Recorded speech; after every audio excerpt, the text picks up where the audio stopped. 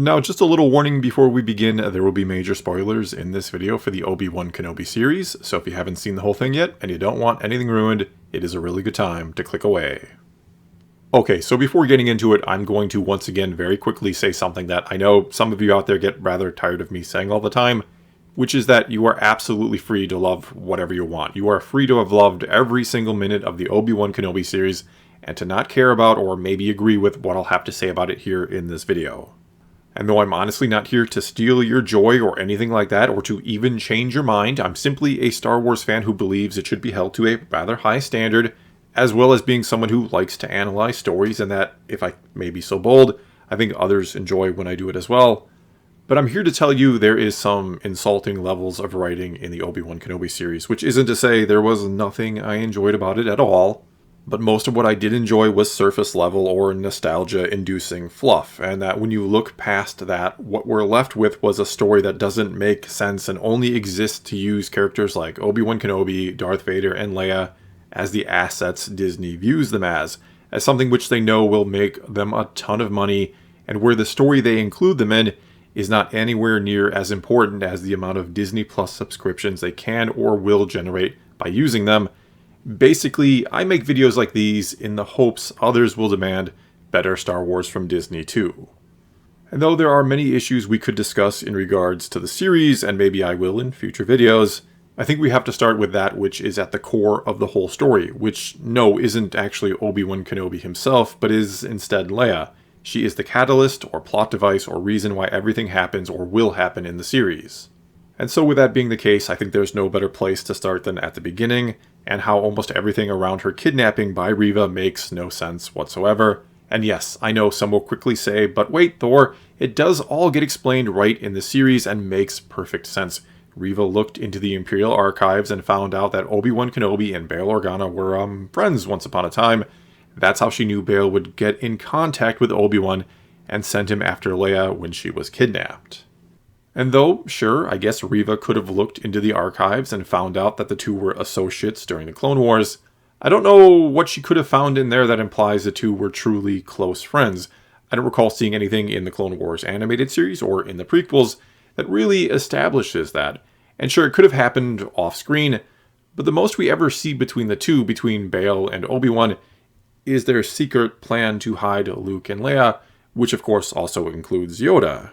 But those characters are the only ones who would have knowledge of that connection between them, between Bail and Obi-Wan in this case. Nevertheless, the writers very much use that information in a sort of meta way, or to essentially trick you into not realizing how flimsy Reva's plan actually is, that we're not separating our greater knowledge of the whole story from what Reva should know or be able to piece together, even if she looked into the archives and found they once worked together and seemed close according to some reports or maybe some old Holo videos?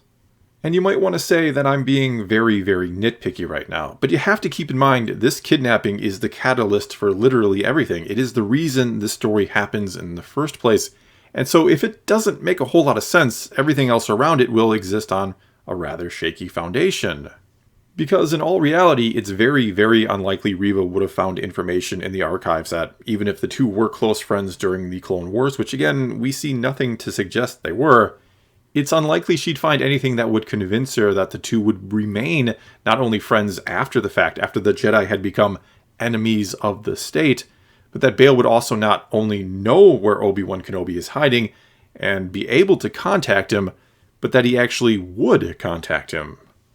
Because even though you could argue, again, given what the audience knows, Bail's response does make sense to all of this, that he would keep the abduction a secret and perhaps would ask Kenobi for help, not wanting anyone to potentially ask why someone would kidnap his adopted daughter, other than for the obvious reason that most logical people would come to, that being the kidnappers just want some credits and the abduction would have absolutely nothing to do with Leia herself.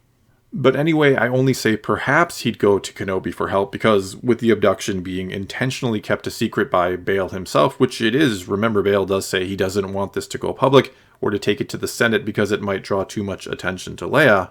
But with it being kept a secret, never even reported to the Empire, what then happens if the Empire does find out during or after the fact about Leia's kidnapping and that a Jedi saved her, and that the Jedi who did this was Obi-Wan Kenobi, who, according to looking into the archives, it can be easily pieced together that the two, Bail and him, were really, really good friends. And sure, the Empire is shown to be pretty stupid most of the time, unfortunately, but even they'll figure out that if the information never went public, that the most likely reason why Obi-Wan Kenobi came out of hiding to save Leia was because Bail contacted him directly and asked for his help. I mean, how else would Obi-Wan have ever learned about the abduction short of some huge coincidence that he just so happened to hear about it or be in the right place at the right time, which the Empire wouldn't believe anyway. And thus, you could easily argue Bail is putting not only Leia, but himself and his entire planet in great danger by sending Kenobi after her instead of going to the Empire to report it, keeping in mind he has no clue that Reva, or in a sense the Empire, are the ones behind it. He's trying to keep suspicion away from Leia by keeping the whole thing a secret and going to a Jedi, which is actually making the whole thing much riskier all around, even if you want to argue Kenobi is indeed his best chance to see her rescued, and what he do as a concerned, irrational thinking father. But that isn't even the real issue here. Instead, it's that Reva's banking on Bail not only knowing how to get in contact with Obi-Wan based on some archived information, but that he'll actually indeed go to him and ask for help despite the risk she has to know he'd be putting himself in. And even though she has no idea that there's anything special about Leia that would cause Bail to act so secretively, anything that he'd want to keep hidden about her that would prevent him from just going to the Senate and or Empire to ask for help, or putting out a public call that he is willing to pay whatever he has to pay for the safe return of his daughter. Also, if Reva suspects there's a strong friendship between Bail and Obi-Wan, or has such profound evidence found in the archives that she'd hatch an entire plan that hinged on the two still being in contact, and Obi-Wan willing to come out of hiding to help, why not just go to Darth Vader with all of that information? I mean, her whole goal is to impress Vader and to get closer to him in order to kill him. She doesn't actually care about Kenobi as far as we know. So wouldn't giving Vader a potential key to finding Kenobi make more sense than some elaborate plan that, as far as she should think or know, wouldn't lure Kenobi out anyway, or only has a small chance of doing so?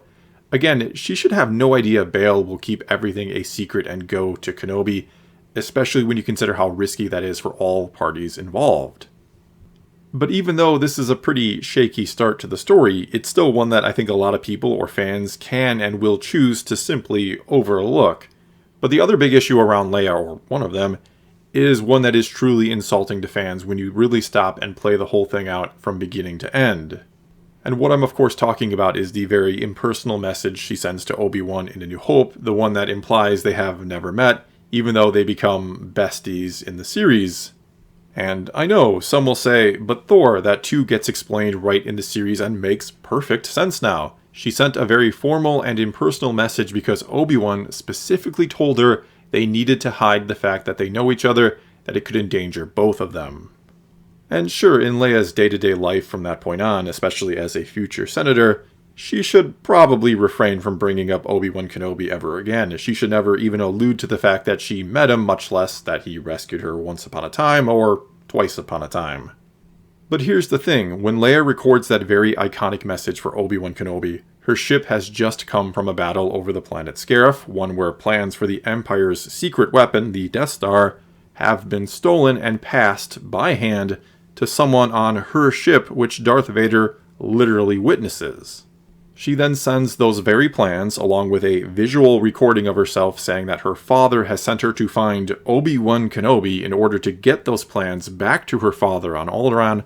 In other words, not only is the jig up before ever recording that message in the first place, not only does she know there'll be no escape for the princess this time, or no amount of excuses that get her out of this mess, but if the Empire gets their hands on that message she sent, it will not even remotely matter if it's just a formal request that doesn't specifically give away that she and Obi-Wan know each other, because, for one, that formal request is to a Jedi asking for help to commit treason against the Empire by aiding the rebellion in their attempt to destroy the Death Star.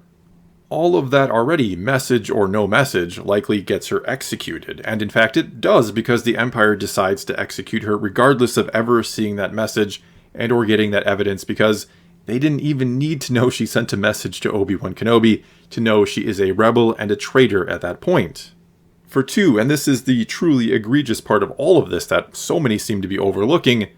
but the Empire already knows Leia knows Obi-Wan Kenobi. He literally rescued her not once, but twice 9 years prior to all of this happening in A New Hope,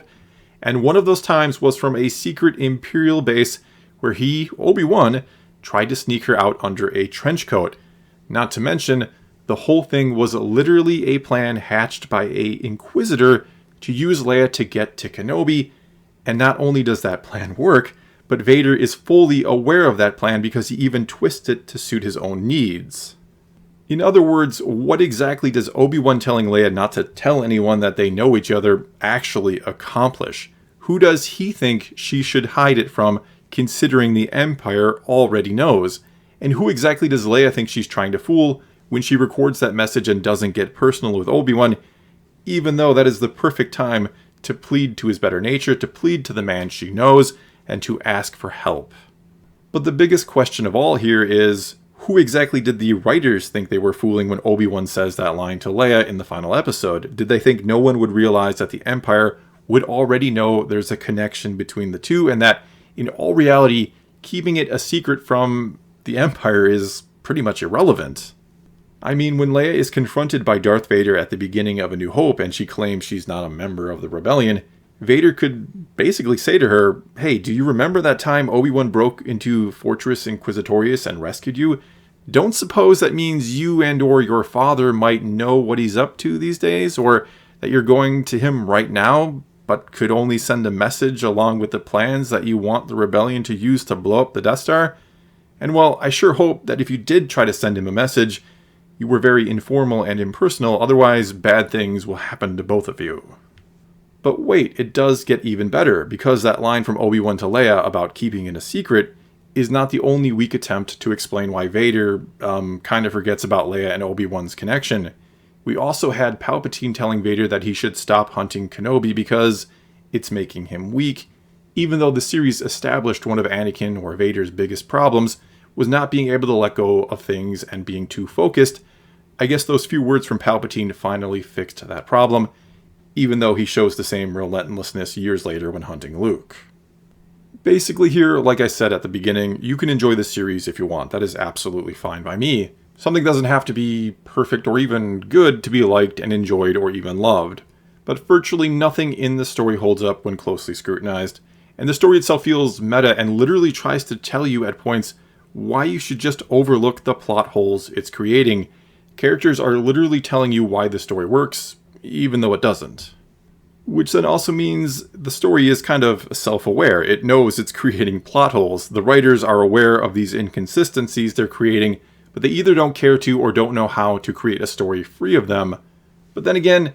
it's not their job to tell a great Star Wars story. Instead, it's their job to get people to watch it, and mission accomplished in this case. Well, that's all I've got for you this time. Now it's your turn to tell me what you think about any and all of this. Do these plot holes bother you? Did you notice them? Or do you just not care and want to enjoy the series? Whatever the case may be, leave your comments below. Let's talk some Star Wars. And until next time, thanks for watching.